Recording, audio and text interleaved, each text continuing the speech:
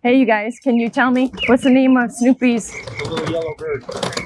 Yeah, Tweety is, yeah. Sylvester, okay. Oh, I know what it is. I know what it is. Leave us a comment below. What's the name of Snoopy's little yellow bird? Punch bug! I'm sure you weren't cheating. Punch bug. I came all the way over here just to record these guys so I could do punch bug. Yeah. And today's Matt's birthday. I got you good, babe. Thanks, Mel. Yeah, you got me. You should have got me 55 times. Oh, well, I still can. I have 54 more to go. Here's the punch bug. So we'll get down here, and Mel will got to find out where we plug the Vodia in. I got to get it connected to my phone, so we have Wi-Fi connection, cellular connection. Then we'll start the engines. We'll do the injector and compression tests on each engine. Then we'll probably stop and take the oil samples because the engine will be warm. And we'll go for a ride. Looks like the Perry Hotel's a little bit empty. It's the beginning of June. Summer is upon us, and lots of times insurance companies require boat owners to move their boat before hurricane season. Things do thin out a little bit, but people come and go throughout the year. Pretty still out here today. No wind. Look at the trees and barely moving. Makes for a hot day, that's for sure. While those guys go on that boat ride, I'm gonna head back to the office and get some paperwork done and get us caught up, I guess. So Matt wants me to take him out tonight for his birthday. One of our rules about birthdays is we celebrate for the whole month and we get to decide where we're going and what we're doing. So I don't know what he's planning, but looks like I'm gonna be taking him out. Gotta say, I love this punch bug, especially when he's not expecting it. And so far, I've been winning. I came over here just for the punch bug.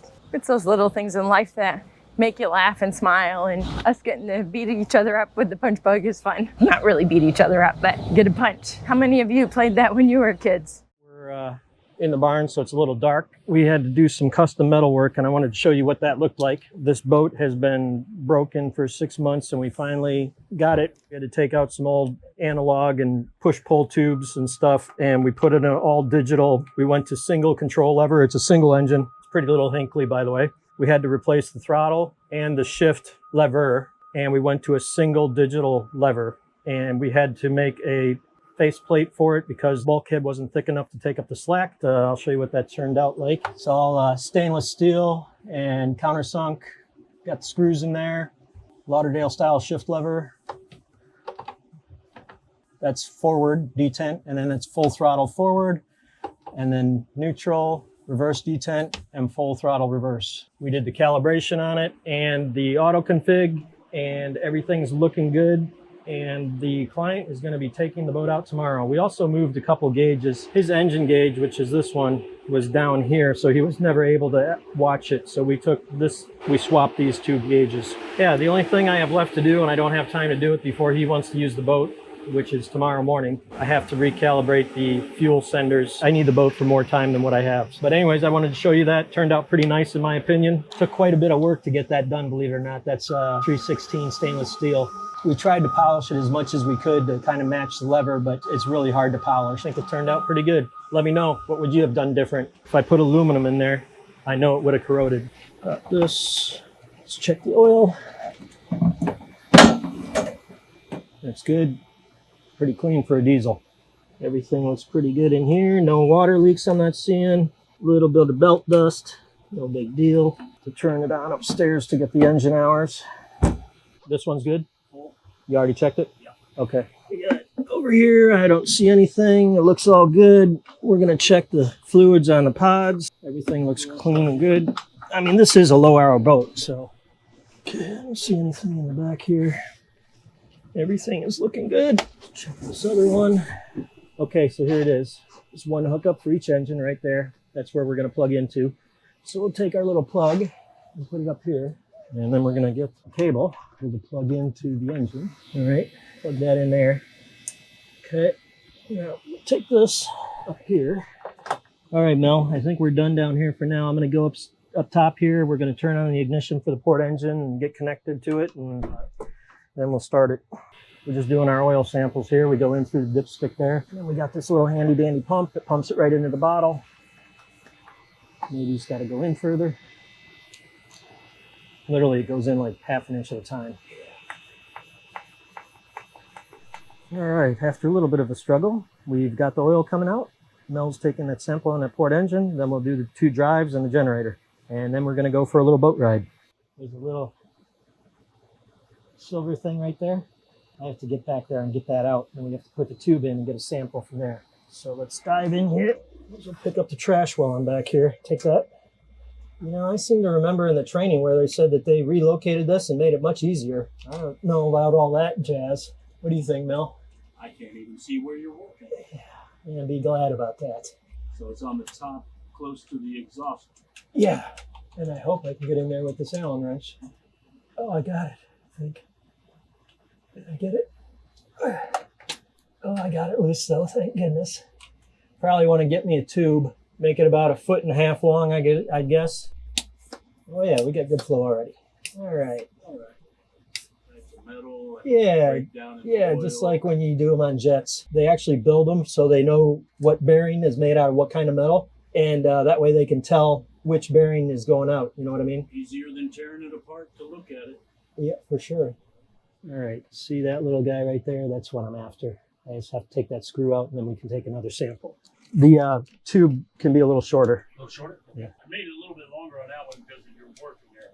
Right. So on the outside of this is a conventional outdrive type unit, or? No, the propellers are actually forward, and they Oh. pull. So this goes down. This is the steering unit right here, and the drive shaft goes through here, and then it goes straight down. Then it goes forward, and there's dual propellers, and they pull the boat. They say it's 30% more efficient than Pushing, yeah.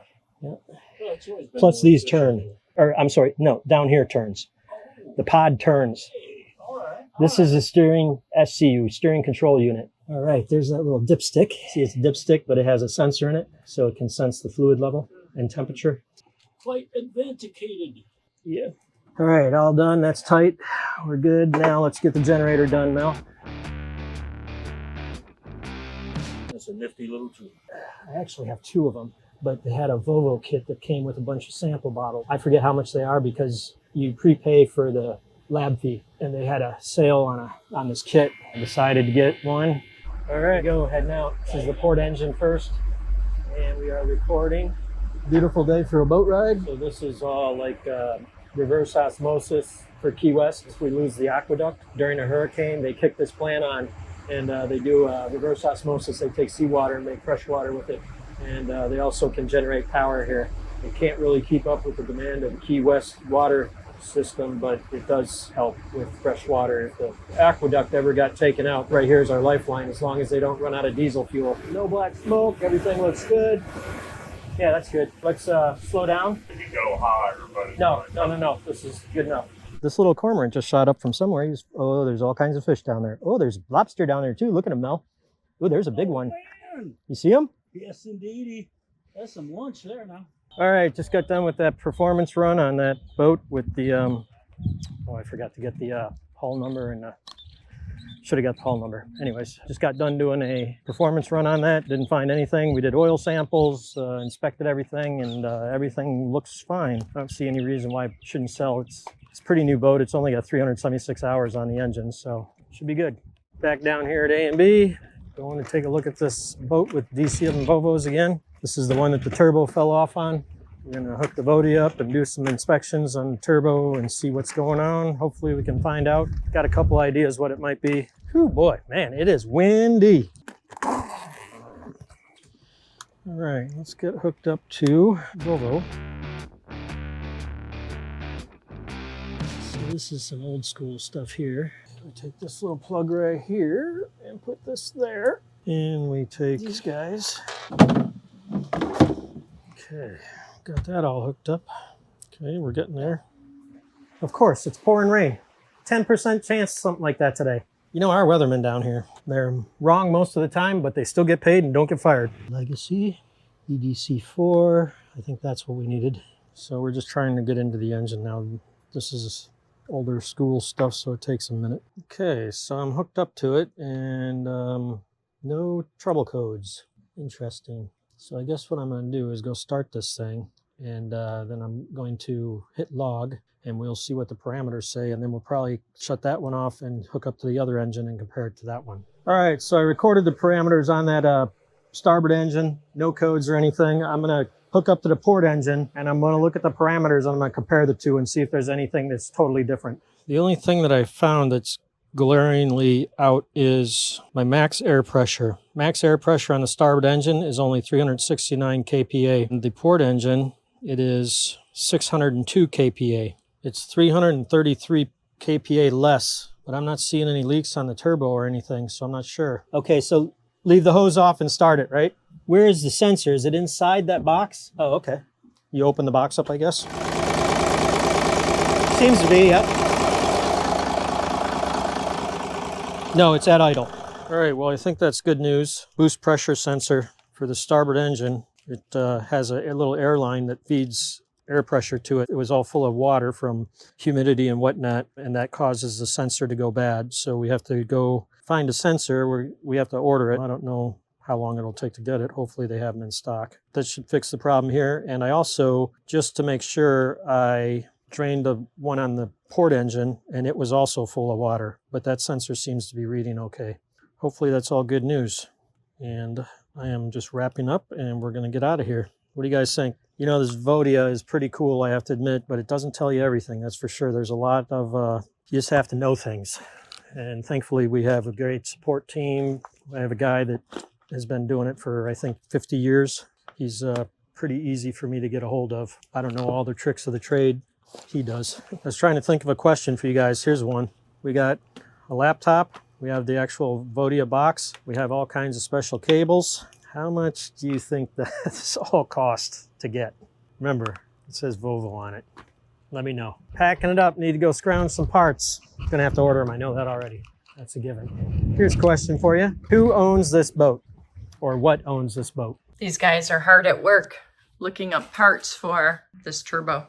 Boat had something happen, and so they're trying to address and order all new parts. Matt's showing Mel how we accomplish that, so I'm not disturbing them.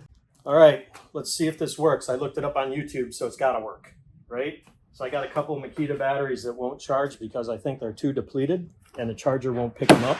So I read, or I watched, that you jump some power in. So we're just going to take this battery and hook it up to a battery down here. Let's see, so that's going to be, this goes in there. And we'll take the negative goes to negative and positive goes to positive.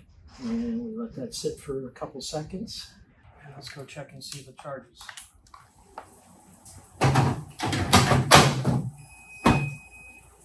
I think it's working. I think that's the red charge light. Let's see here. Oh, well, this one means that it's fully charged.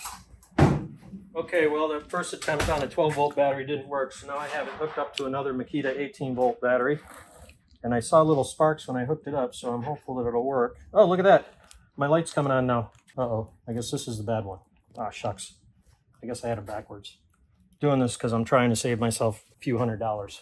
Well, we have lots of batteries, so why not? Well, there's only one back there. All right, we'll give that a few minutes. Just let it sit there. Hopefully it doesn't catch on fire. I'm starting to doubt the YouTube. So I'm watching another YouTube video on how to fix these batteries, and this guy does it different. So it says it's due to corrosion, so I have to take this apart if I can. I think we just need to buy some new batteries. All right. You know me. Squeak, squeak, squeak. Heading up to Milwaukee and, well, West Bend, go check on my family. It could be quite the shock. It's like in the 60s up there, and 70s, and down here it's in the 80s and 90s. Mostly check on my mom and dad. Fishing for perch up in Wisconsin on the pond. Oh, got something. Oops. Guess you saved your fish. I had one like that big. Right there. I'll be back. Gonna go for a 4-wheeler ride.